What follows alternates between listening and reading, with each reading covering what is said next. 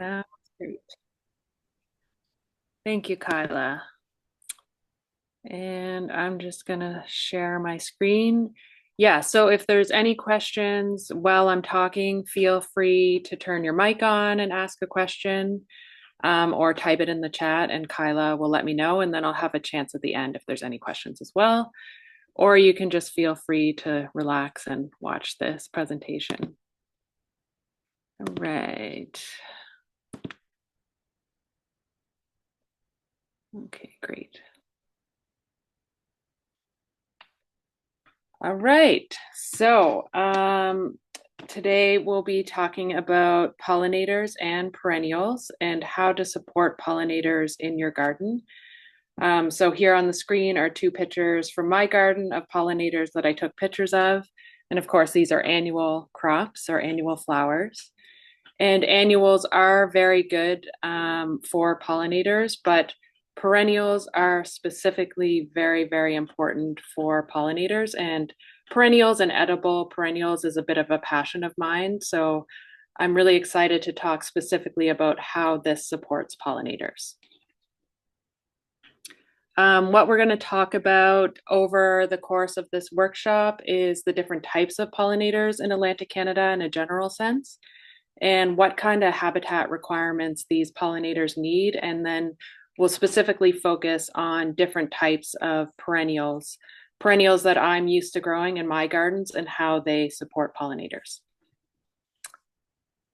So I'm just going to change something here. There, now I can see better. So a little bit about me. My name is Estelle Drisdelle, and I run Understory Farm and Design. So for the farm part of my business, I grow a lot of herbs that I turn into teas and other herbal products from everything that I grow on the farm. So here I am in a field of calendula.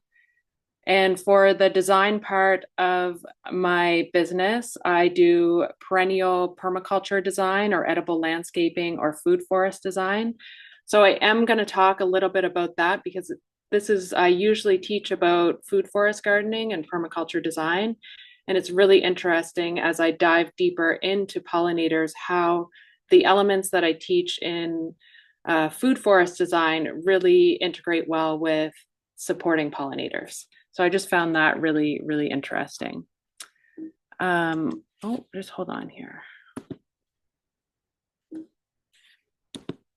There we go. So I do a lot of education, have done so for the past 15 years or more in perennial polycultures and how to design perennial polycultures, both for ecological restoration and for agriculture, and how it's so important that while we're growing food, we're also taking care of ecology. So I've done work all over the Maritimes and taught many workshops on this. And one thing that I usually talk about is guild design and how important that is, and how we see that in nature, and how important that is in when we're designing our edible landscapes. So guilds, this is a picture of a guild in the Sackville Community Garden in Sackville, New Brunswick, and it was established, I think, around 2010. And guilds are mutually beneficial plant and animal relationships that all occur together for the one goal of survival. And so we can actually design our landscapes or our gardens or our school backyards or our own backyards or our farm systems to be mutually beneficial so that all the plants and animals are working together. And where we see that is when are looking at a natural forest ecosystem.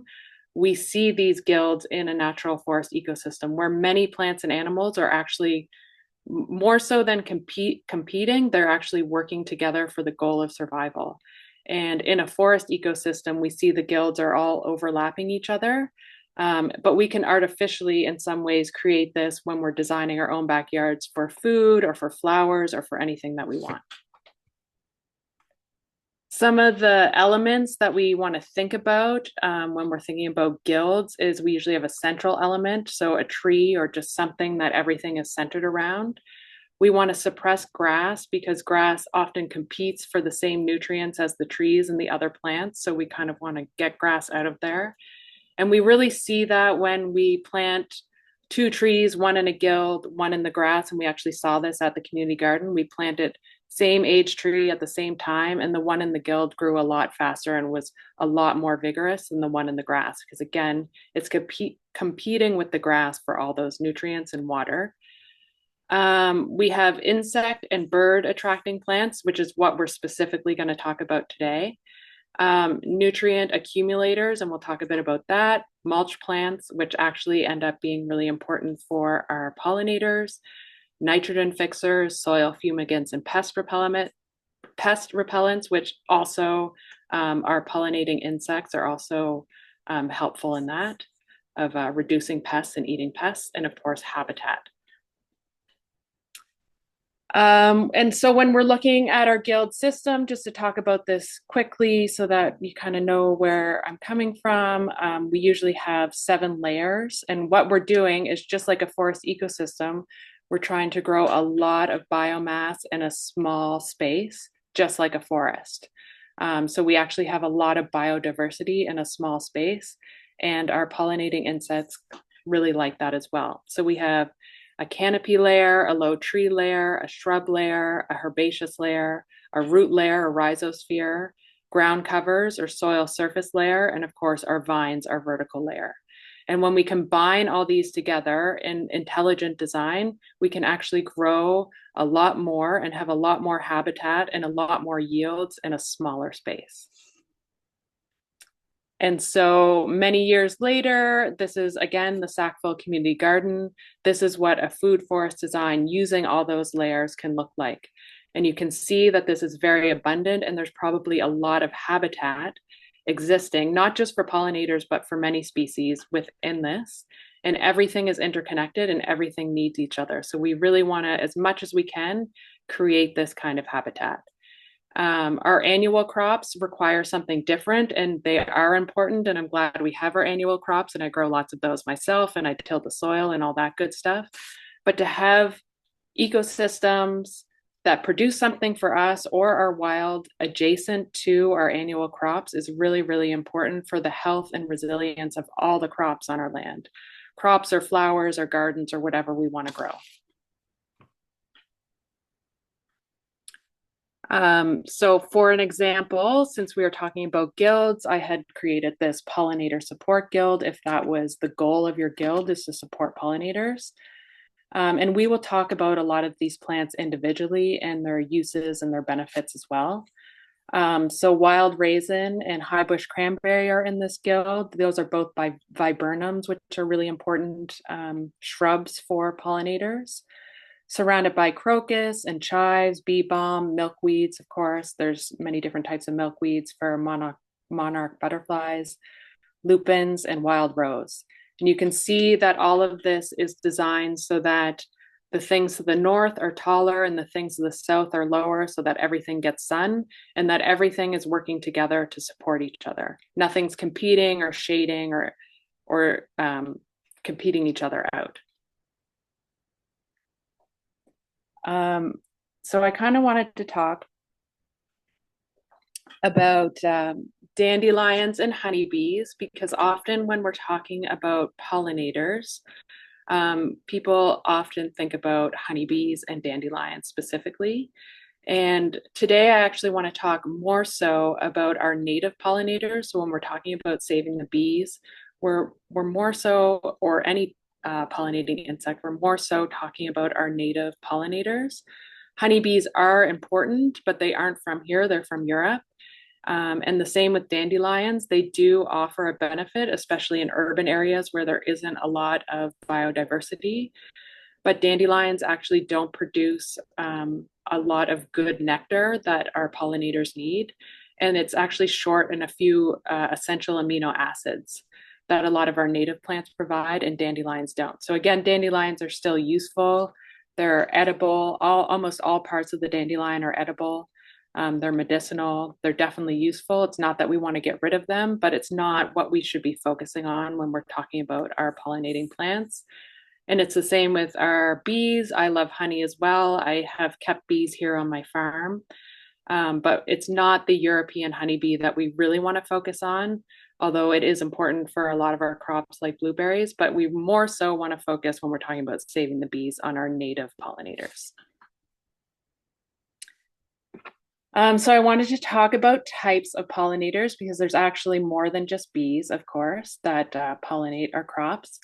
And here we have an echinacea plant with a bumblebee on it, which is echinacea is a great plant if you want to take pictures of bumblebees, especially, or a lot of flying insects, because it's really easy to see them on these plants. So we have many different types of bees. Here in New Brunswick, we have over 200 species of native bees, and there's 970 species of native bees across Canada. So you can see that there's actually a lot of bees that we have to think about that are from right here. So those include sweat bees, oil bees, bumblebees, mining bees, and leaf cutters, and mason bees as well. Wasps, although they can be really unfriendly and they love to grow in my greenhouse and build their nests in my greenhouse and then get really angry at me in the fall when I want to be in there. But they are very important, and in some areas they're actually protected because they are very important pollinators, especially because of their numbers. So a lot of our native bees are solitary bees. They're not colony bees like the European honeybee. So they're not in great numbers, but they're really, really efficient pollinators. Wasps are in greater numbers. They are a colony pollinator. So although they don't have the same structure as bees, they're not as efficient as pollinators because of their large numbers. They're really, really important.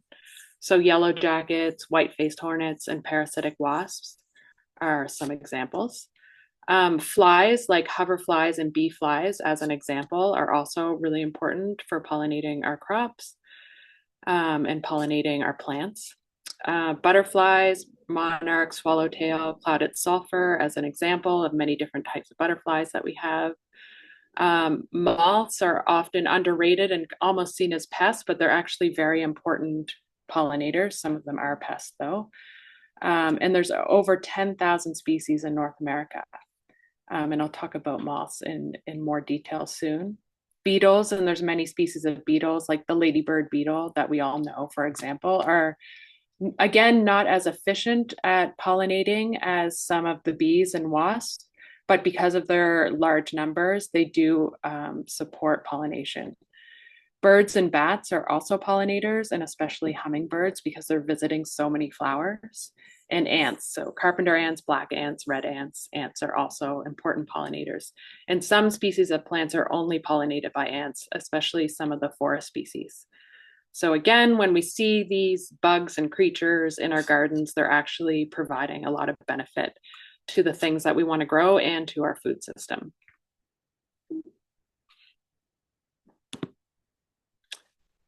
I just wanted to include a picture that I found of how all this works and a bit about the botany of a flower. So the bumblebee or the insect is trying to get nectar from the flower so that it can lay eggs and raise brood. And during that time it's in the flower, it picks up pollen.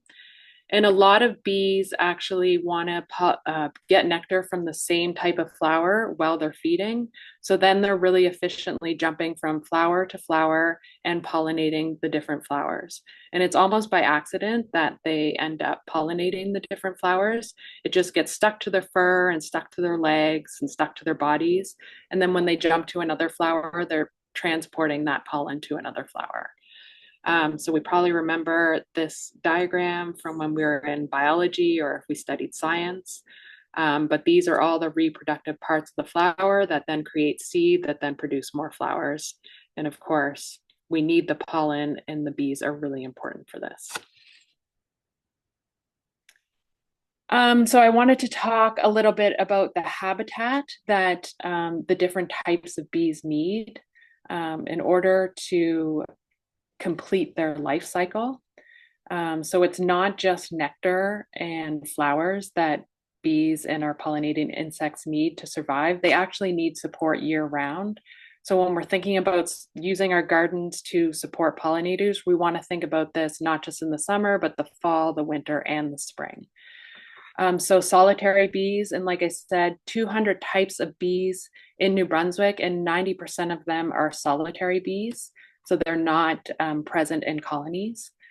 So they tend to nest and lay eggs in stems, plant stalks, insect burrows, small cavities, and tunnels. And a lot of these tunnels are actually created by other creatures, and then they use those tunnels to nest in, to overwinter in, and to lay their eggs in. So when we've probably seen memes on the internet about not cleaning up your garden, and this is exactly why, because a lot of those eggs and insects are hiding in there, waiting for the next summer season to come. And when we take them away, we also take away their habitat.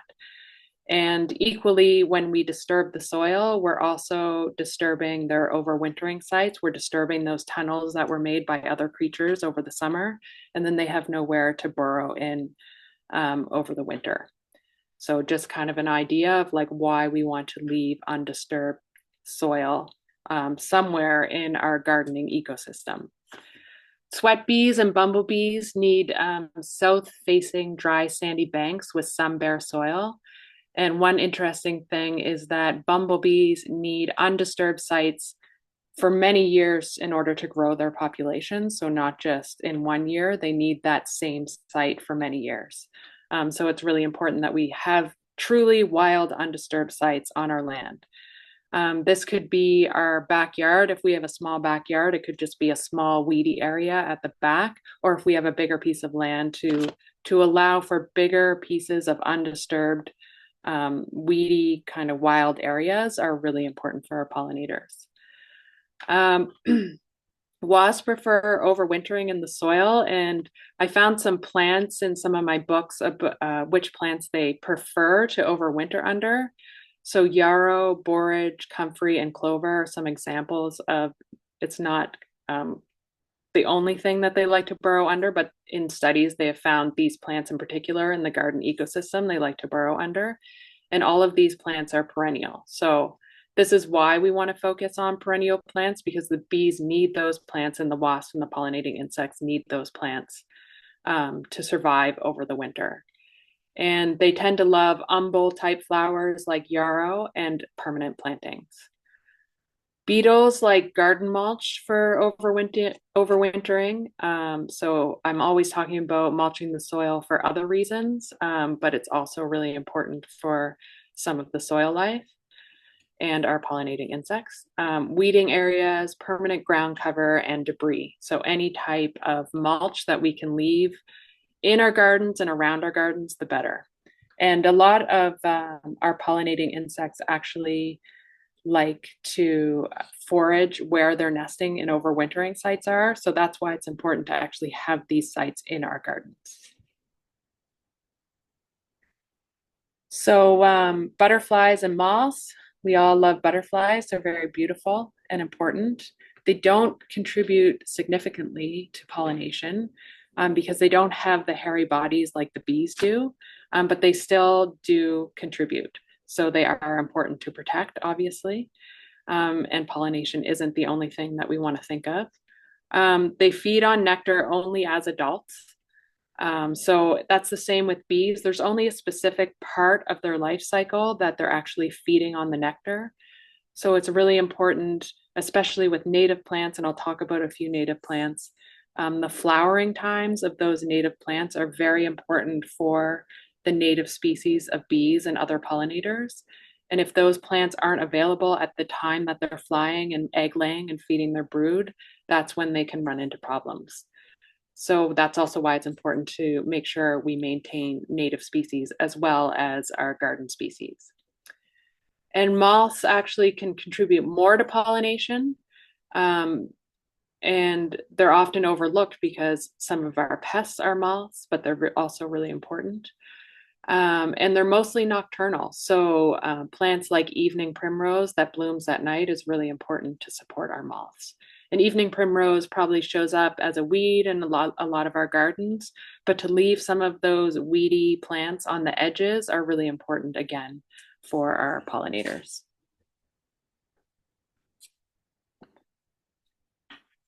Um, Hoverflies. So just some of the flies that are really important as pollinating insects.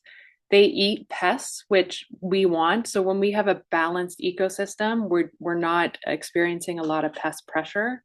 But when we have an unbalanced ecosystem, that's when pest and disease pressure grows because it's not an interconnected system like an ecological system like a forest. Our system becomes less resilient the less that we have this interconnected system of plants and animals. So hoverflies is just an example of that. Some of the plants that hoverflies prefer are chickweeds, which no one likes and thinks is a terrible thing, and perhaps in the wrong spot it is, but it's actually can be very beneficial. And I will talk about chickweed and how useful it is. Violets, chicory, tansy, and generally any wild area is good for hoverflies. And at the bottom here, that's a picture of chicory flowers. So again, chicory is a weed, but it's also an edible and medicinal crop, and it has beautiful flowers. So the more that we have space for our weeds to grow, the better things will be for our pollinating insects. We have parasitic flies who also eat pests. So, for example, apple trees can get infested with aphids, but if we plant certain things under our apple trees in that guild system that I already talked about, we attract certain flies, certain parasitic flies or parasitic wasps that will actually eat the aphids and keep that balance under control. And they really benefit from polycultures or a variety of plants over a monoculture system where we're planting all the same thing. And finally, hummingbirds are really important pollinating animals. They prefer forests, field edges, orchard, gardens, and parks. So we're kind of trying to think about the kind of habitat we want to create to attract these animals to our gardens. They like tubular nectary flowers. That's a key habitat requirement for hummingbirds, even though they can get nectar from other types of flowers as well. And they like to nest in downsloping branches sheltered by overhead leaves. So I wanted to include that to just let everybody understand how important it is to have different types of habitat in our yard, depending on how big our yard is. We don't necessarily want everything to look totally neat and tidy because the more neat and tidy it is, the less it's actually creating habitat for pollinators. So mulch, I always talk about mulch and how important it is to cover the soil. When we look at a forest ecosystem or any disturbance, the first thing we notice is that that bare soil gets covered up very quickly, usually with grasses and then with other plants slowly move in and that soil remains covered. It's a niche that needs to be filled. We want to prevent bare soil as much as possible in our gardens, although again, it is really important to do that for our annual crops. They need that soil disturbance in order to grow. And if we have too much mulch around our annual crops, we all know that the slugs will just eat everything. But mulch is really, really important, and especially in our perennial gardens. So we're keeping in soil moisture, and we're also protecting soil life. We're keeping the soil temperature at a good number, not too hot. We're keeping it warmer during the winter, and we're also preventing plants that are in that soil from drying out in the winter, which funny enough, that is often why plants that are hardy die over the winter is because the soil dries out too much. In the cold, it's not mulched well. So those are some of the reasons I usually talk about mulch, but of course, with the things that I talked about with habitat, we can really see mulch is really important for our pollinating insects, and undisturbed, continuously mulched soil. And they're both in the soil and in the mulch and in all the leaves on top of the soil. All of that is really, really important throughout the fall, winter, and early spring to leave that undisturbed. Then we want to think about, we're going to start moving into plants. So we want early season, mid-season, and late season plants. So because pollinators are flying at different times of year. Yeah, I think I said already that some pollinators only fly for about 3 to 6 weeks out of the year. So it's really important that they have a source of nectar during that time. Otherwise, they're not harvesting nectar, so they only have that window. Crocus is one of the most important things that we can plant, that we enjoy, that is really, really great for pollinators. So plant lots of crocuses. And I would also say that with any bulbs that we're planting, the more hybridized or selected versions of plants, whether it be bulbs or anything else, are going to be less beneficial to pollinators because as they are selected and hybridized, it changes the amount of nectar, what's in the nectar, and the actual structure of the plant. And it means that the pollinators are less able to get nectar from the plant, and the nectar is less valuable to them. So the closer that we can be to the original version, the heirloom version of the plant, the better it will support pollinators. So it doesn't necessarily have to be native, although native plants are very important, but that we want to be as close to the original version as possible. So some early season plants are lungwort, willows, which grow around here, but willows are really important. Crocus, haskap, serviceberry, early lilac, Solomon seal, rhododendrons, especially early blooming and native rhododendrons, strawberry, bleeding hearts, and red elderberry. And I'll talk about the two types of elderberry. Some mid-season, summertime plants. This list could go on and on, but here are a few. Astilbes, salvia species like sage, veronica, dianthus, false indigo, borage, lavender, mince, chives, which will self-seed everywhere, so beware, but they're awesome for bees and other pollinators. Echinacea, bee balm, yarrow, milkweeds, and black elder, which blooms later. And some late season plants that are really important: witch hazel, aster, black-eyed Susan. Black-eyed Susan's really good into the winter with the stalks and the seeds. Wood betony, Joe pieweed, basils and tulsis, which are actually annuals, but I have noticed they last until we get our first hard frost in the fall, and the bees love it. Fireweed, echinacea, and many of our fall fruits that last into the winter. And again, I'll talk about some of these specifically. And we see a lot of our late season plants are actually native plants. So again, really, really important that we maintain native plants when we're trying to support pollinators. Is everybody good? Any questions?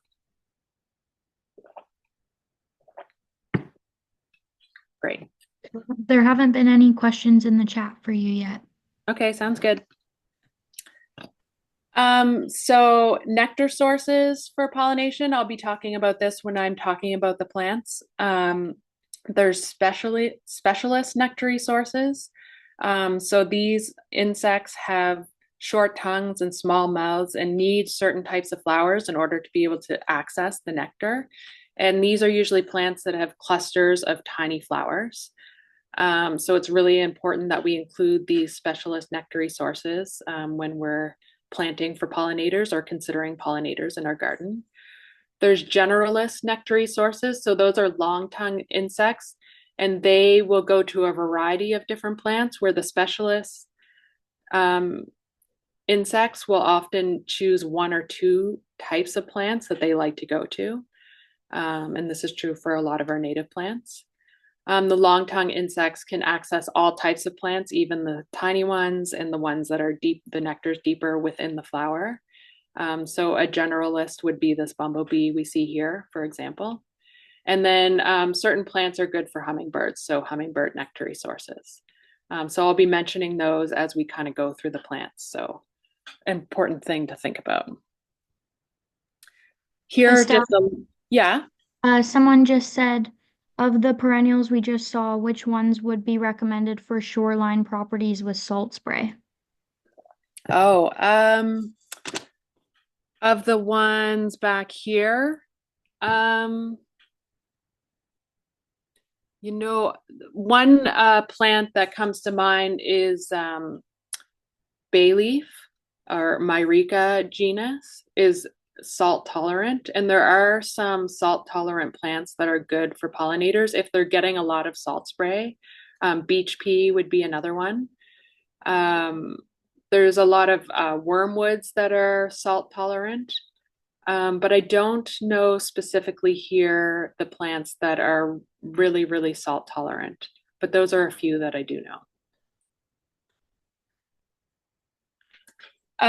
So examples of the specialist, generalist, and hummingbird plants. These are just a few, a list. This is recorded, so you can go back and check if you want to remember or write some of these down. So specialist, the yarrow, wormwood, many types of wormwoods, bunchberry, a native plant, fennel and dill. So if you think of the flowers of fennel and dill, how they're all really small and there's a cluster of them. Sunflowers, swamp candles, which is a really important plant that I learned about from ACCDC at Mount A, and I now grow in my garden because it arrived there and I encouraged it. American ginseng, elderberry, goldenrod, asters, and the viburnums like wild raisin and highbush cranberry. Again, a lot of these plants are native plants. Not all of them, but a lot of them are.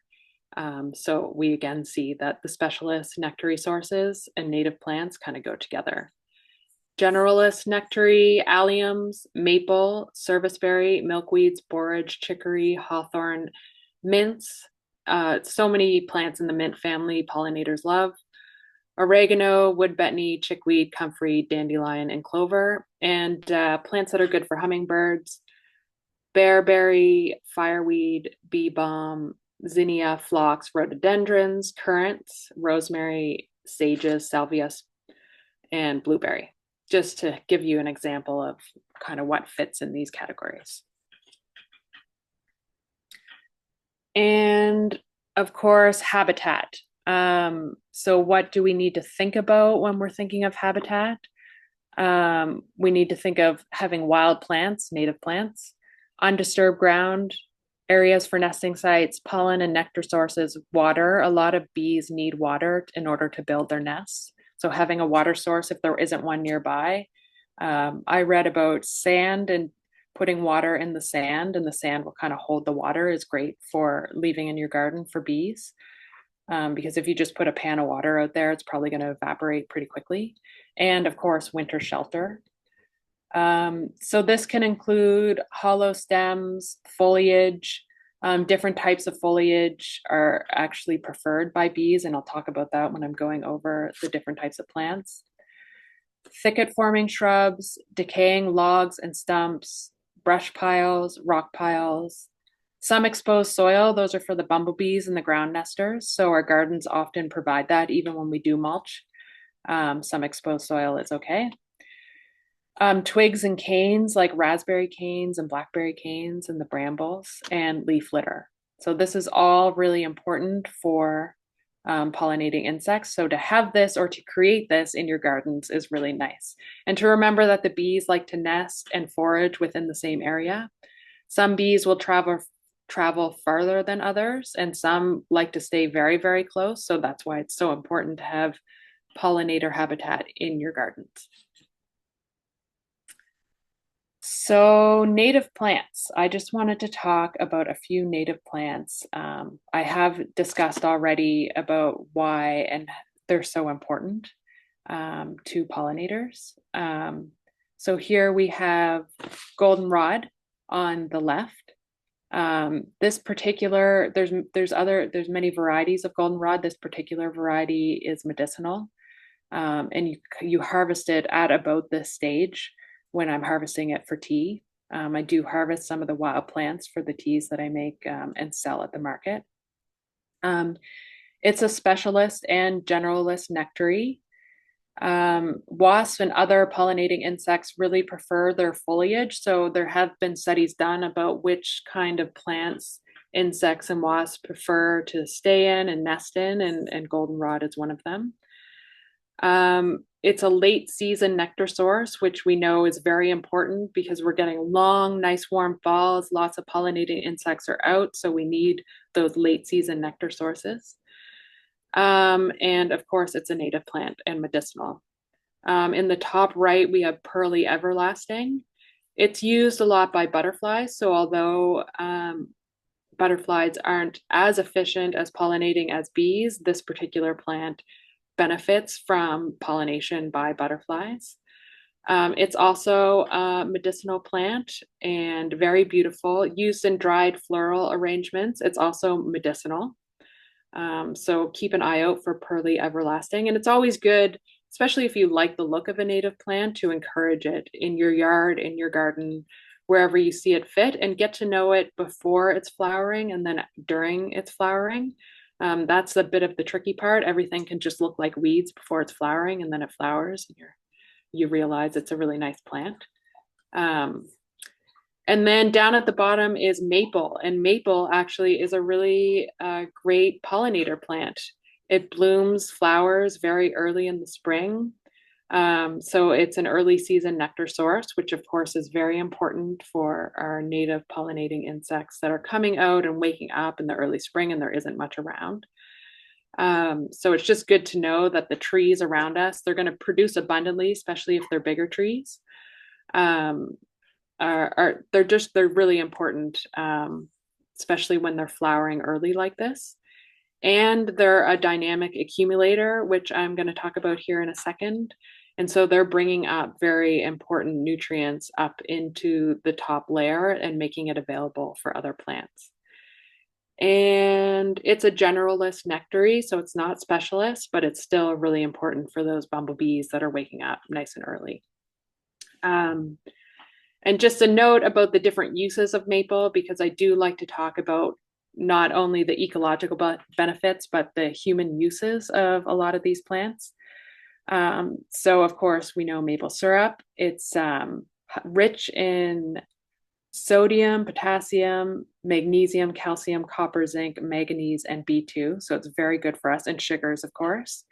It's highly antioxidant and anti-inflammatory. So food is medicine, something I always say, and it's delicious. So put lots of maple syrup on your pancakes. It's all good. The seeds are edible. So the tiny peas and the seeds can actually be roasted and eaten. And the young leaves are also edible when they're really young and really tender, and they have a slight maple flavor. So it's kind of interesting to know that the maples are so useful, not just for maple syrup. They're useful to the ecosystem through pulling up nutrients through dynamic accumulation, and they're useful to us, and we can eat them. As the leaves get older, they become bitter. So it's only the first emerging leaves, when they're still nice and soft and tender, that's when they're edible. So something to try in the spring. So Estelle, yeah. someone had asked if rose hips are good at supporting pollinators. Roses are, and rose hips are good for birds. And I'm actually going to talk about roses in a bit here. So great question. Yes, they are, especially our native roses, wild rose, and our non-native rose that's naturalized here, the rugosa rose. And I'll talk about both of those. And yes, the rose hips are good for birds and a late winter food for birds. And because birds slightly help with pollination, especially hummingbirds, and then other birds help with seeding different species of plants, they're really important to support as well. So all that summer fruit and fall fruit and late winter fruit are really important. And yeah, I'll talk about roses specifically soon. Thank you for your questions. So dynamic accumulation, it's deep-rooted plants that reach down into the subsoil, draw up nutrients from the subsoil, and bring it up into their leaf matter. And then eventually those tissues and leaves fall to the ground and become part of the organic matter. And eventually they break down and become available to other plants that are growing more on the surface layer. So again, they're reaching down into the subsoil and pulling those nutrients up. If those nutrients don't happen to be in the subsoil, they can't magically pull them up. So I'll often talk about the different nutrients that dynamic accumulation can pull up, but it needs to be present in the subsoil, obviously, first. And the other thing that is still being researched is how long does it take for these nutrients to become available to other plants? But again, when we're thinking of ecological resilience. We're thinking over the long term, and whether it's 5 years, 10 years, 25 years, it's still creating a benefit. And a lot of these plants are trees and deep rooted plants that are going to be around for a while. So it's good to think about incorporating dynamic accumulators into our ecosystems, into our backyards, into our gardens, because they are over the long term providing benefit to everything around it. So this is just another example of the kind of things that we want to add to a guild to a bunch of plants working together. So some examples, the maple that I just mentioned, so shagbark hickory, flowering dogwood, watercress, sorrels and docks. I'll talk about sorrel a little bit, nettles and dandelion, and I'll talk about other dynamic accumulators as I go on as well. So that's what dynamic accumulation is. Very important. Okay. So serviceberry, a native shrub. There's different types of serviceberry that grow in different parts of Canada, or different types that you can buy here at nurseries. I would say most types are good, especially if they're very close to the native variety, native to Canada. So they're a generalist nectary, and they provide early season nectar. So again, really important, that early season nectar. There's so much available in the summer, often for pollinators, and not a lot available on either end of that. So we really want to focus on our early season nectar sources. They offer summer fruit to birds, and they offer fruit to us too, if you can get it before the birds do. They offer a thicket forming habitat. So a lot of birds and pollinating insects nest and take shelter in these thicket forming habit shrubs. So it's really important to include some of those, especially if we're growing on a larger landscape. We want to make sure that habitat is there. Anything else about serviceberry? It's a beautiful plant and it grows naturally around here. So I try to learn how to identify it when it has no leaves or flowers so that I don't accidentally cut it down, and I try to encourage it on my property. And although I don't often get fruit from it before the birds do, I have, and I just know that it's also supporting the greater ecosystem. And the fruit's very good for us as well. Rhododendrons. This is the native rhododendron. We also have cultivated rhododendrons. So again, the early blooming cultivated rhododendrons are a bit more useful to pollinators. And of course, the native ones are very, very useful. They're a great hummingbird food. So if you want to encourage hummingbirds on your property, it's great to plant these or encourage these. And they're an early season nectar source. They grow on edges and in wet areas. So you'll often see them in marshy type areas. And the land that I live on, that the farm's on, is also quite wet, even in the forest. So it grows a lot on the edges in the forest as well. I have planted it. I bought a plant from Cornhill Nursery and planted it in my garden, and that also worked. So you can buy it and plant it as well. And it's a beautiful early season plant, even the native variety. A lot of times, rhododendrons don't like full sun, so they like partial shade. So if you have a shady area on your property, this is a great plant to include.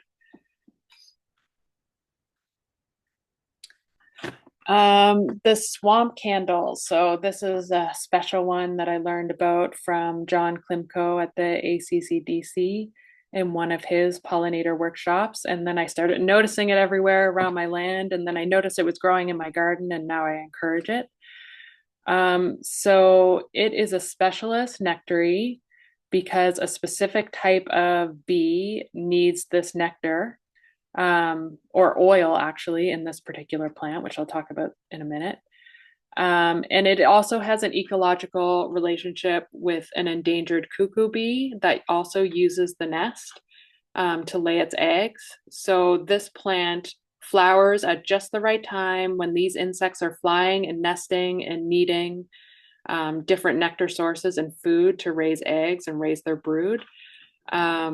And this flower is exactly what they need to do so. So this flower produces a floral oil, and we don't usually see that in plants around here. We usually see plants producing nectar, and floral oils are usually produced in tropical plants. So this makes this plant kind of unique.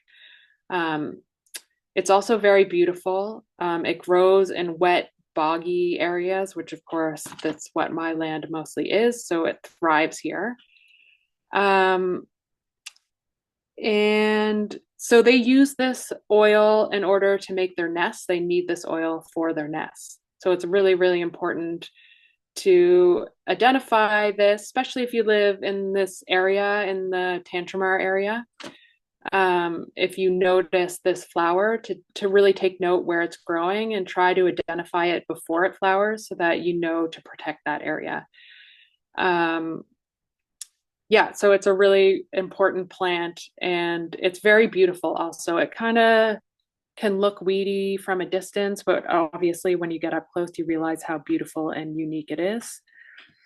And here's just another picture of it from the summer because I've been focusing on letting it grow in certain areas in my garden. So you can see beside here, beside the yellow flower is what the foliage looks like. It's kind of waxy and small. It's a little bit hard to identify, but over the years I've been able to identify it before it's flowering and know what it is. So swamp candles is a really, really important, or yellow loosestrife. It's an important native plant to this region. So something to look out for. Fireweed, another native plant. It's sometimes mistaken for purple loosestrife, which is invasive, but fireweed is all good. It does like wet soils that are often have had fire on them, but I've seen it grow in places where there hasn't been any fire as well. It just really thrives in those places and probably germinates the seed. It's a generalist nectary source. It's also hummingbird nectar. It's a mid-season nectar source, so it blooms July, August, and it's also a really valuable medicinal herb. So it has a lot of benefits for us and for the greater ecosystem. So keep your eye out for fireweed and where it grows and try to encourage it. And it's really, again, this is why we want wild spaces, because these wild plants are going to pop up there and we can encourage them as well. So rose, someone was asking about rose. We have our wild rose here on the left, and the rugosa rose on the right, which often grows near the seaside. So someone was asking about salt tolerant plants, and rugosa rose would definitely be one of them. That's where I see the rugosa rose the most. So the wild rose has less complex flowers that are lighter pink, and the rose hips are quite a lot smaller and dry compared to the rugosa rose, which has more complex flower structure, and the rose hips are bigger and juicier. So if I was going to collect rose hips because I wanted to make something with them, I would focus more on the rugosa rose, and I would go to the seaside to find them. That's where you find them the most. So that's another great plant for a salt tolerant plant. The rose, it produces fall and winter fruit. Like I said before, it produces hummingbird nectar. It's a generalist nectary source. Mid-season, so sometimes it can rebloom and flower again later in the summer, but usually it's midsummer that it's blooming. And here in this picture, I'm actually collecting the rose petals for tea. Rose can be used for tea and can be infused in many things for its medicinal effects. And it's also edible. So one of the first plants that I learned to eat was rose, and I pick off the rose petals and eat it. And it's also used as an essential oil and perfume. So it has many, many uses for us and also for pollinators. So again, where you see rose, you can encourage it. If you're thinking of planting rose, remember that it will spread vigorously even in your lawn. So be careful where you plant it if you're going to plant roses. But they are very beautiful and very beneficial. They also provide a lot of thicket forming habitat and protection and shelter for a lot of animals, including insects. So there is a lot of benefits to rose. And the wild rose grows naturally here on my property near Port Elgin. And the rugosa rose is naturalized in a lot of seaside spaces. So crocus, I talked about crocus already. It's a really important early season plant that we can plant. It can grow right in your grass. You can plant crocus bulbs right in your lawn. And by the time they're done flowering and putting all their energy into the bulbs, it's fine to mow over them once the flowers have gone away. So they're a great plant for your lawn, but they also like your garden as well. And again, the less fancy hybridized versions are better for pollinating insects. They just have the right structure.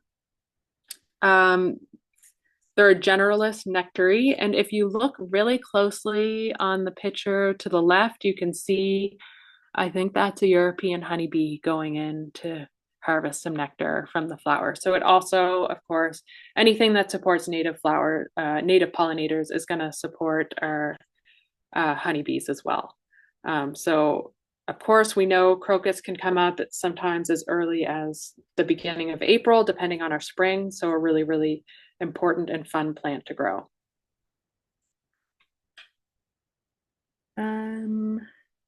Yeah, also bumblebees, moths, and beetles also use the nectar and pollinate these crops.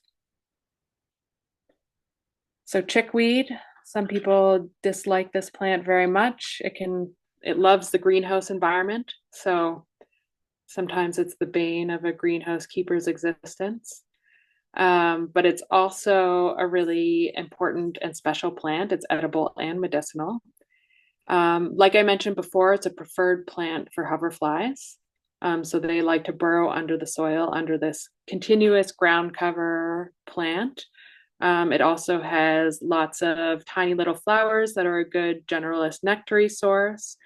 It's an early season nectar source. But again, be careful if you want to plant this, it can take over and self-seed and grow everywhere. It's a dynamic accumulator, like we talked about before. So those roots reach far, far down and pull up nutrients into its tissues to become available to other plants. Potassium and phosphorus are the two main minerals that it pulls up. And it's also very medicinal. If for itchy skin, this plant is perfect. It's a great plant for that, and it's edible. People can use it to make pesto. So if you do happen to have a chickweed problem, and there's different types of chickweed, so we're talking about this chickweed, which is Stellaria media. This particular type of chickweed is edible, and it contains vitamin A, B, C, calcium, iron, zinc, potassium, magnesium, sodium, copper, and silica. So it's actually very good for us as well. So it can be added to salads, or again, it can be added or made into its own pesto. So if you do happen to have a chickweed problem, you can actually benefit from it. And then you can also know that it's benefiting pollinators, so that maybe that will help. Okay. So next is the elderberries, both native varieties, the red elderberry and the black elderberry. Very important for pollinators. The red elderberry is a very early season nectar source because it blooms first. And the one way to tell the difference between the two is how the flower structure grows. So the red elderberry grows in a raceme, or this long column of flowers and berries.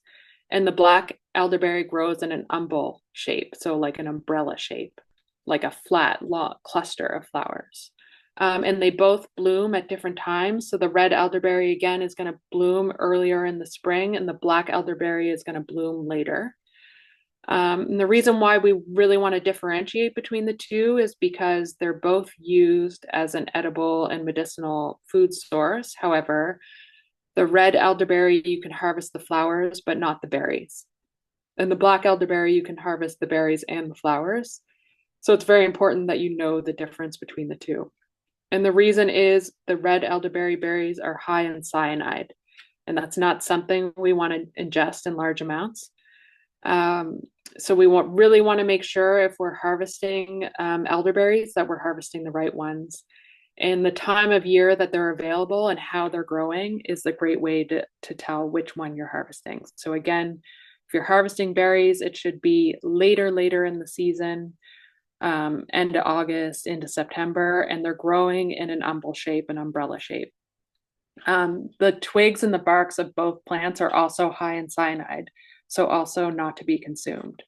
Otherwise, this plant is a good plant to eat.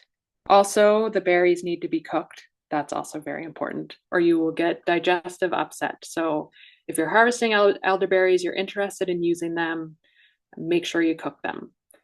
People make jams and syrups and teas and things of that nature. They're a specialist and generalist nectar source. They're both early season and mid-season nectar source. And they both have a thicket forming habitat. So they're providing cover for birds and shelter for nesting sites. So both of these plants are really, really important. And again, just make sure you know the difference between the two. Cyanide can actually be removed from the body in small amounts, but larger doses actually interfere with your cell's ability to take up oxygen. So that obviously will have detrimental effects to your whole body and your organs. So you just want to be careful when you're harvesting wild plants. You really know you're identifying it properly. But again, this great plant is also an amazing nectar source. Estelle, Um, someone yeah, was wondering if chickweed would make a good quote unquote lawn replacement for paths where grass used to be. that would be worth trying. I've never done that before, but replacing grass with chickweed could be interesting. My only concern would be would the chickweed take over your beds, but that's what the grass does. So that would be worth a try. Um, to try to do chickweed and it has trample tolerance. So some plants you can walk over and they'll still grow fine. So chickweed is a good option. I would definitely say worth a try. Just remember that it is a weed problem for many people. So if you're going to introduce it to your garden, understand that you're introducing a kind of weedy, very weedy plant to the garden ecosystem. Um, for me and pathways, I like to do cardboard and wood chips and mulch it, but having a living plant pathway is great. Clover would be another one to try. That would be a little bit less uh, invasive and scary. I tend to grow my chickweed in pots just to kind of keep them in one spot. But that's a great idea. Thank you. That was my question because I've tried clover and Mhm. I tried to replace my whole lawn with clover. Yeah, It the grass still took over. yeah, And so I'm looking for something that's not the whole lawn because I'm gonna tear it all up and do other things. But yeah. yeah, okay. But paths for wood chips and cardwood makes more sense. Yeah, it does. Yeah. And I've had that experience too with clover where for a couple years it was a clover lawn and then the grass took over and it was a grass lawn again. Yeah, thanks. Another one, it's also a little bit weedy and invasive, is Mother of Time. And it can actually take over lawns, but it's also just something a little different, not grass, actually produces flowers for pollinators as well, and is edible and smells amazing. So that would be another option, Mother of Time. So black locust, we'll talk about next. It's a nitrogen fixer, so I'll talk a little bit more about that after the slide, but really important for bringing nutrients to the plant community. It has edible flowers. It's a dynamic accumulator as well. Again, potassium and calcium, also really important plant nutrients. It provides hummingbird nectar. It's a generalist nectary. It provides egg laying sites for lacewings, which are really important species for pest control. And it provides shelter for parasitoid wasps, again, that are going to eat pests in our garden ecosystem. So black locust has been invasive further south. Here, I don't find that it spreads with our winters. It kind of stays in one place, but that is another thing to consider with black locust is it has been known to spread around a little bit. But it does add a lot of important benefits to our larger garden ecosystem, landscape ecosystems, and it's also very beautiful. So nitrogen fixation happens through something called rhizobium symbiosis. So again, we're thinking about our soil, and little nodules on the plant roots will actually hold and fix nitrogen in the soil and prevent it from leaching either into the groundwater or into the air. So I have a little example here of just the nitrogen cycle in and out of the soil, and how all the different soil organisms use nitrogen, including plants and animals and mushrooms and mycorrhizal fungi. We want this nitrogen to stay in the soil so that it can be eventually used by plants. But if it's not, it will either become water soluble and wash away if it's not held in the soil by plants and animals, or it will be released into the air. So this is why we want to include nitrogen fixing plants in our gardens. Some annual crops are peas and beans that are nitrogen fixers. Lupins are nitrogen fixers. And there's many variety of plants, perennial plants and shrubs that are nitrogen fixers. Alders, for example, are nitrogen fixers. I have a lot of those. Where my home is old field sites. There's lots of alders, but they actually create a lot of benefits to the ecosystem. And one of them is holding those nutrients in the soil. And it's almost the same with our dynamic accumulators as well. They're holding those nutrients in the soil. When we have bare soil, when we till the soil, there's nothing to hold those nutrients. When they become water soluble, if there's no organic matter or nothing holding them in the soil, they wash away into the river and then they're no longer there. So the more that we can hold these nutrients in the soil with plants and with a healthy soil ecosystem, the better off our soil is going to be. The more nutrients we're going to actually hold in the soil, the less we're going to have to bring in to keep our plants growing, and the more resilient the whole system is going to be. So that's just why I wanted to talk about. So not only are we protecting pollinators, but we're also protecting the nutrients when we take care of the soil. The soil is the foundation of everything, including pollinators. Next is honeysuckle, the honeysuckle family. There's two types here. There's haskap, which provides, it's a honeysuckle. It provides delicious berries that are very high in antioxidants and a very early season nectar source. I see bumblebees all over this in the spring. And then there's also vining honeysuckle, which is an important hummingbird nectar plant. And it's also very interesting and beautiful. It's a generalist nectary source, both species. The vining honeysuckle obviously is a mid-season nectar source. And so both of these are great to include. They're both perennials, the vining and the shrub haskap. Really important to include in our gardens, and provides, at least the haskap provides food as well, a food medicine.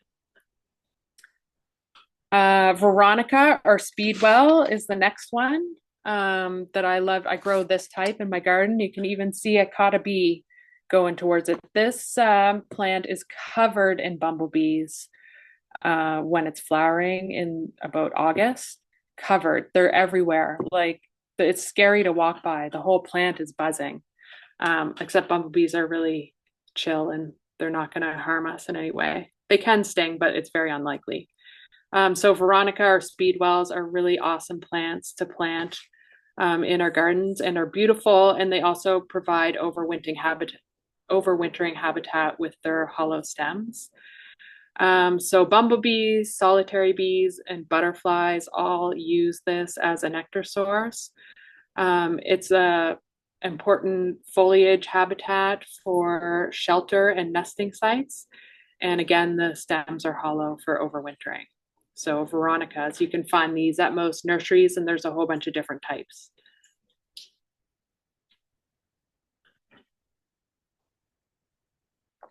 Bee balm or Monstera is another, we all know this as a bee plant. It's a generalist nectary source.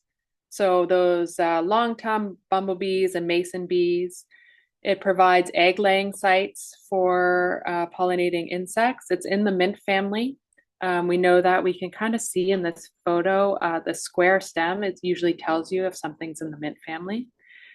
Provides hummingbird nectar. It's a great ground cover. It can grow in part shade, but it mostly prefers full sun.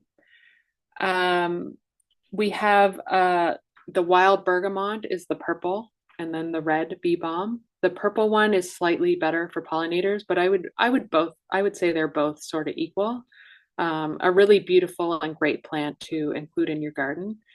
And you can use the leaves in teas and flavoring as well.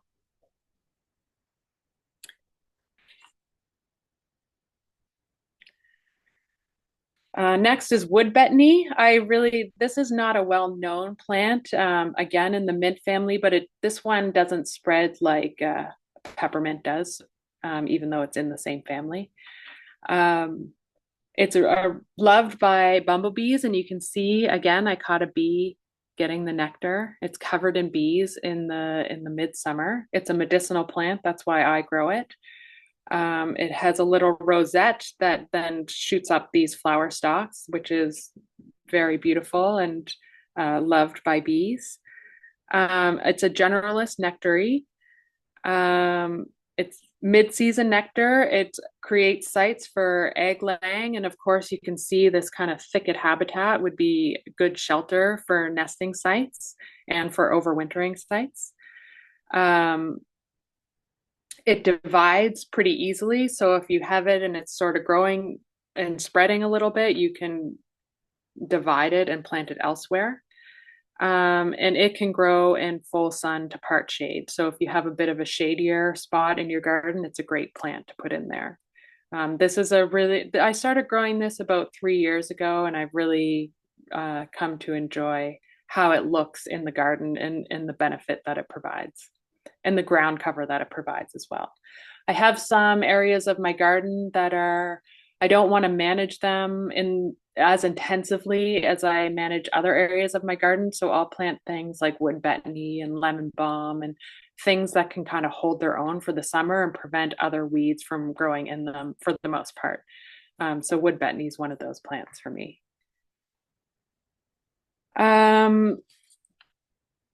Another thing, that I just wanted to mention about wood betony and also bee balm is often planting flowers in groups or swaths is much more beneficial to pollinators than planting a whole bunch of different types and colors of flowers all together. Because I had mentioned before that bees prefer to pollinate and get nectar from the same flower when they're flying around, and they also are drawn to certain colors. So the more that they can go to one spot and pollinate that one crop, the better off they're going to be of getting nectar from that one crop instead of having to go all over the garden to get the nectar that they want. It's just easier for them. It's more straightforward. So it benefits pollinators to have larger clumps of flowers all together of the same color and the same type of flower. So it's a good way to design your garden for pollinators. And it makes me think of the pollinator mixes that you can buy from seed companies, which I often discourage because a lot of those seeds require different types of germination. And some of them don't germinate very easily, need different depths in the soil to germinate, need different treatments.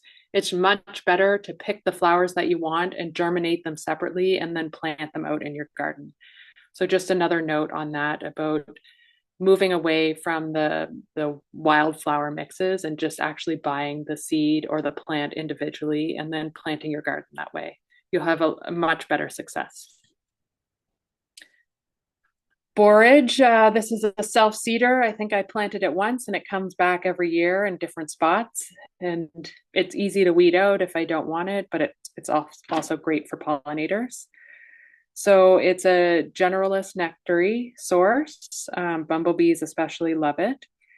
It's medicinal, but with caution. The flowers are edible. It is an egg-laying shelter site for lacewings. Again, a really beneficial pest control insect that we want to encourage. Spiders, bugs, and parasitoid wasps take shelter in the foliage. They prefer this type of foliage to take shelter in, and they all benefit the garden ecosystem.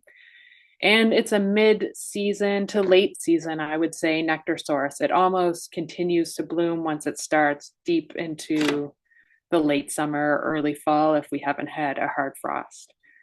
So borage is another great plant to encourage in your garden. Echinacea, and we only have a few more plants to go through. So this is Echinacea purpurea. Again, there's many different types of Echinacea that you can purchase, but again, purchasing the original variety is best for pollinating insects. So it's a generalist nectary source. It provides winter nesting sites, and it also, the stalks and the seeds stay up deep into the fall, which birds and other insects use.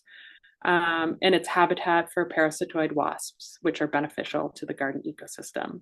It's also highly medicinal. We probably all know it to boost your immune system, and it provides beautiful flowers as well. So this is a really great perennial crop to include in your garden, and fairly easy to grow once established, and also divides well once it grows into a larger clump, so you can spread it out throughout your garden.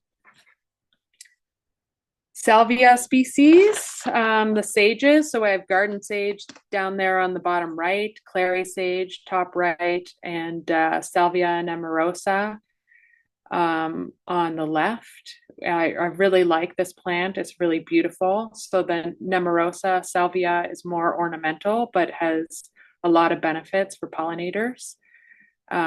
It's also in the mint family. So it's a generalist nectary source. It provides egg-laying shelter. It's a mid to late season nectar source, depending on the species. And it can be edible, medicinal, and ornamental, so including salvias. It also attracts bees, birds, and butterflies. So it's a really beneficial, beautiful plant to add to your garden. And again, all of these are, the clary sage in the top right is biennial, and then we'll self-seed, but not in a very invasive way. It really requires a warm microsite, so I grow that clary sage in front of my house.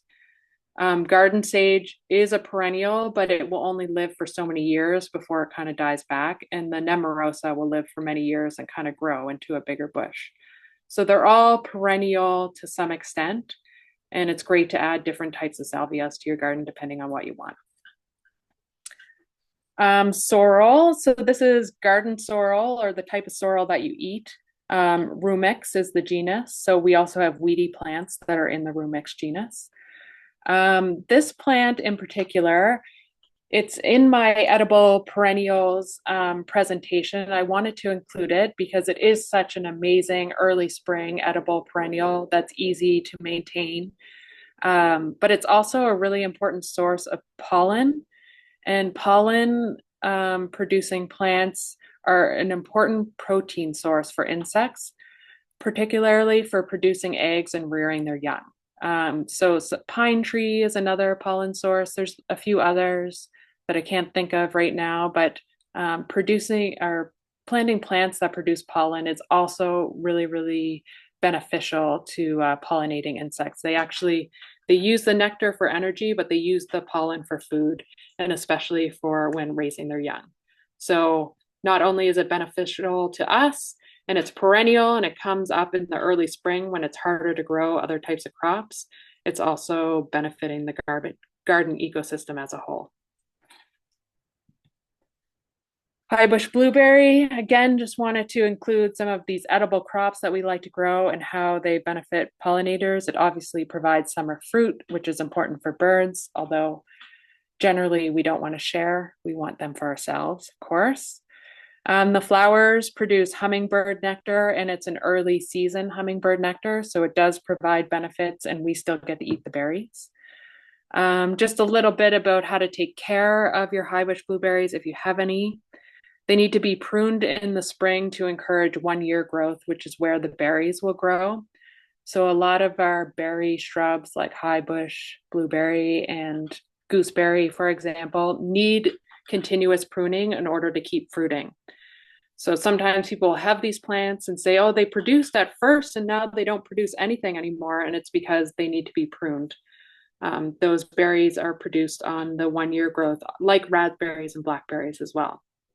And these plants in particular need to be mulched really well because they have shallow roots. And so on this plant picture, you can actually see in the blurry background, I have eel grass. I live close to the ocean, and the eel grass washes up every fall and sometimes in the spring. And it actually lands on people's lawns and they want you to come and clean it up for them. And it's a really great mulch.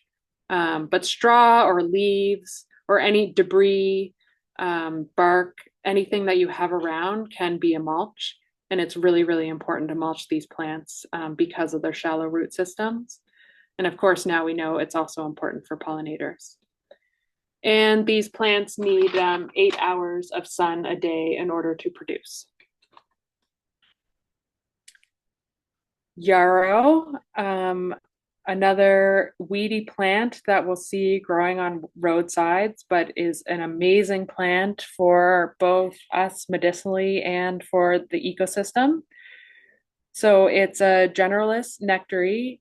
It's something called a aromatic pest confuser. So it's believed that some plants that are very aromatic, when planted in a garden ecosystem, will actually confuse different pests as they try to come into the plants. The volatile oils will just kind of disorient them. So we want to plant things like yarrow as an aromatic pest confuser. They're also good for egg-laying shelter for lacewings. Parasitoid wasp source that's going to eat aphids. So aphids and lacewing are parasitoid wasps and lacewings will eat aphids, which can attack our crops or our apple trees. So when we provide things in our ecosystem to do the work for us, it's going to be more resilient and more healthy. It's a dynamic accumulator of potassium, phosphorus, and copper. So again, those deep roots reaching deep in the soil. And it provides preferred overwintering sites for ground beetles, parasitoid wasps, spiders, and lacewings. So keeping these plants in our ecosystems are really important year round, even though we don't see them anymore.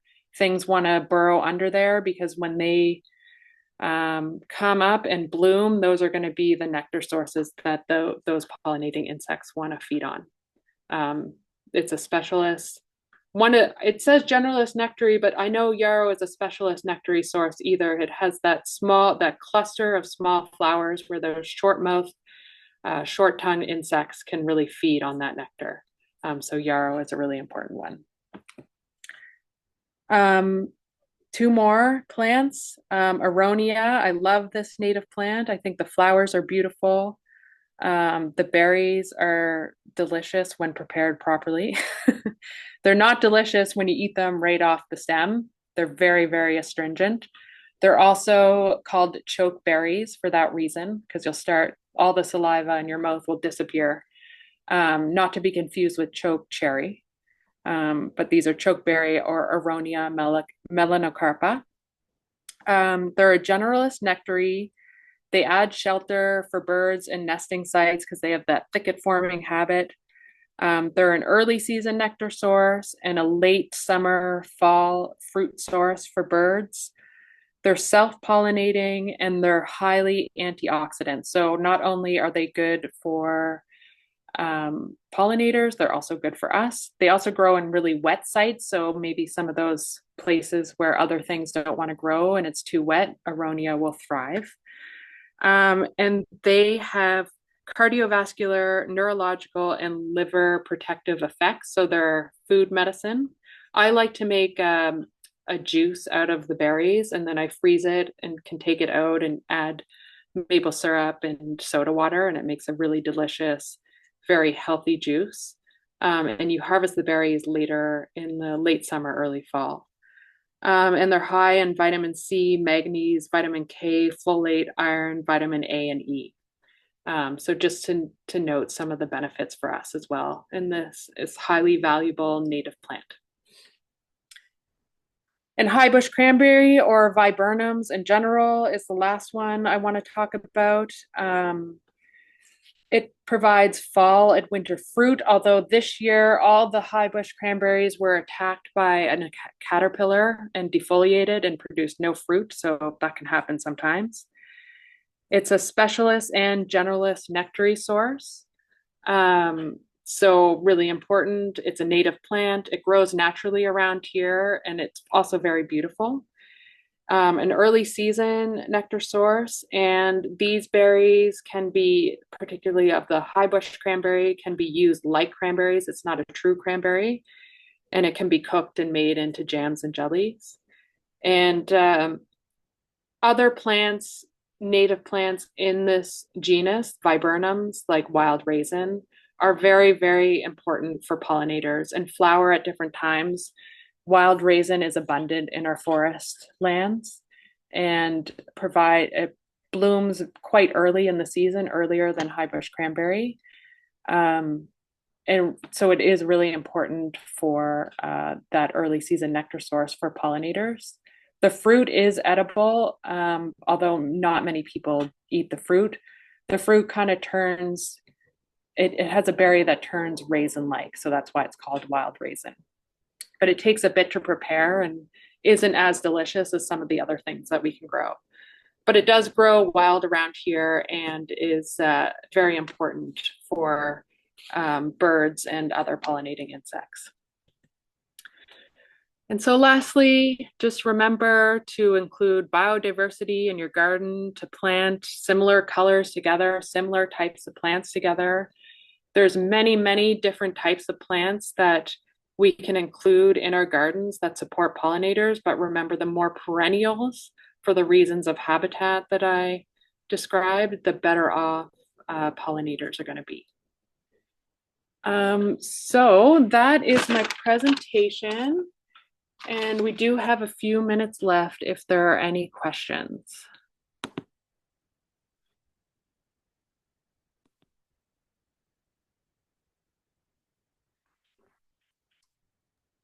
Emily, do you have a question? I see a little hand.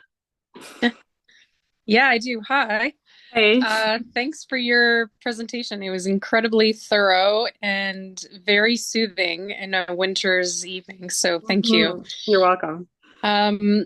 You were mentioning the hollow stems for solitary bees and other overwintering insects. And I have a lot of perennials that have the hollow stems, and I always wonder like how much to leave back, like just I do like trimming down some stuff in the fall. Yeah. But how much should you leave? Like, is it couple inches or maybe like a foot? Like, do you think there's any difference? I would say a foot is fine. Sometimes I leave it a bit higher. Yeah. But as long as they can get down in there and either burrow in or deposit their eggs into that stem, Right. and will be sheltered from the winter weather. That's the main thing you want to think about. Yeah. Yeah. Okay. Sounds good. Mm-hmm. Yeah. Thanks. Anyone else have any questions? I can actually see the chat now. I have one. Yeah. Hey, Sam. Yeah. Hi, it's me. Hi. I wanted to ask about mulching and soil health. So how do we do things like amend the soil or improve soil without sort of messing with the mulch we already have on there? Yeah. Or should we already sort of have our soil ready and then mulch it and then just leave it?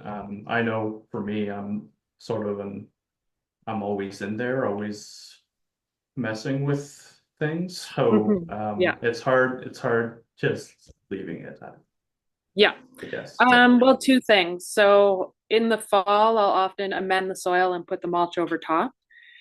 And throughout the summer, sometimes the mulch decays and it's gone, depending on what type of mulch I use. But if it's in the way, I just pull back the mulch to the sides, do what I need to do, and then push it back on. So both are fine. If you do need to amend the soil and the mulch is in the way, you can always just pull it back, do what you need to do, and put it back on. What types of mulch are you using generally? Well, often bark mulch or straw, but Yeah. recently I've been just mulching with fresh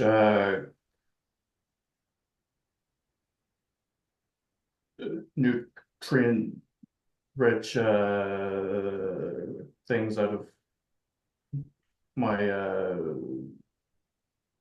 backyard, so it isn't always woody. You Yeah. can also just mulch with fresh soil. Yeah. So yeah, Absolutely. that's Yes. another option. You're absolutely right. Compost is also a mulch to protect plants. It's just compost can still wash away in heavy rains. But you're absolutely right. Fresh soil is great. Bark mulch is a little harder to move away, but I have done it. I tend to use things like bark mulch and wood chips around trees. So I'm not as concerned about moving it away as much as I am on my gardens where I'll use straw. Straw is really easy to kind of move away to the sides and do what you need to do and move it back.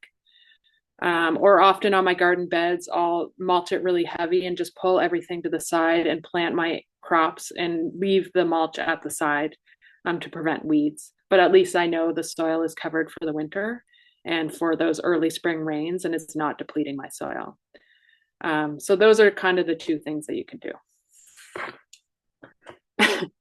I'm just seeing, so from Jeff, are there any recommended plants that may be particularly poisonous to cats? I have lots of lilies and tulips and learned they are possibly toxic to cats. I actually don't know which plants are toxic to cats. One thing you can do is fence your garden if you're worried about your cat eating, or just Google it and find out which plants are toxic to cats. A lot of our edible and medicinal plants will be less toxic to cats compared to ornamental things like lilies and tulips. But I can't specifically say which plants are toxic to cats. Experience with solitary bee houses. I have some experience with them. I have created like a whole solitary bee condo, and they are great, especially in an urban area where you're not going to have a lot of that habitat available. But I would say, especially when you're thinking of overwintering, in the ground, plants planted in the ground are going to be far more beneficial to solitary bees. But those bee houses are fun. They're great learning opportunities, and it's a great way to kind of show and see how solitary bees what kind of habitat they like. That's my experience with it. And I think that's the last question. Anybody else have a burning question? We're at 7:30. I did have my hand, but I also see that someone's asking about wood chips as a good source of mulch. Okay, yeah, I'll just quickly answer that. Wood chips are a good source of mulch. we just want to be really careful about how much wood chips we put on the soil because they will actually bind the nitrogen, which we did talk about earlier about that being a beneficial thing. But you want to maintain the balance between carbon, the wood chips, and the nitrogen in the soil. And if you mix the wood chips in the soil, or there's too many wood chips on the soil, it will actually hold on to that nitrogen and it won't be available to the plants. So I tend to leave the wood chips on the pathways because they're smaller and they have a lot of surface area, and use things like seaweed and straw and leaves on top of my garden beds, just because of that carbon nitrogen ratio that you really want to be careful of. And Max, what was your question? It's okay. It might take a little bit longer, but I was just like, if you're starting, so I have a front yard that I've fenced it off because of cats, but not because they're eating, because they're pooping. Yeah.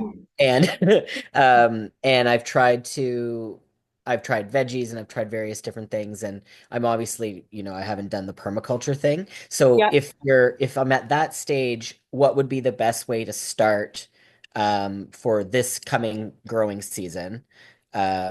To start kind of building that permaculture like habitat, like Yeah. The best thing that I can think of is to try a guild. okay. And again, a guild could have a tree in the center. If you don't have a lot of space, it could have a shrub, even a small shrub, and then planting things around it that will benefit. Some of those plants like yarrow and crocus, some of the ground covers like lemon balm or wood betony, um, or mints, bee balm around that shrub, and even some other fruit producing shrubs just in a small area. So you can just have a guild that's kind of like a circle with one central element and things planted around it. That would be a great way to start adding perennials to your garden. And just try to choose perennials that you want to use, that you either like looking at or they have some medicinal or edible use that you're interested in. Awesome. Thank you. You're welcome. All right, everyone. I don't want to keep you too long. It was so fun to talk about plants and pollinators and gardens and flowers with you all. Thank you very much for coming. And I hope you have a good winter and now go buy seeds and do plant planting. And feel free. My website is understoryfarm.ca, and you can get a hold of me through there. And I love to offer help, or you can contact me on Instagram or Facebook. And I do design consultations as well. I'll go to people's yards or even just talk to them online about their yards. If you're looking for more specific help on what you want to do specifically. Okay, everyone, have a great evening. Take Thanks, care. Summer. You're welcome. Thank you. Bye. Bye.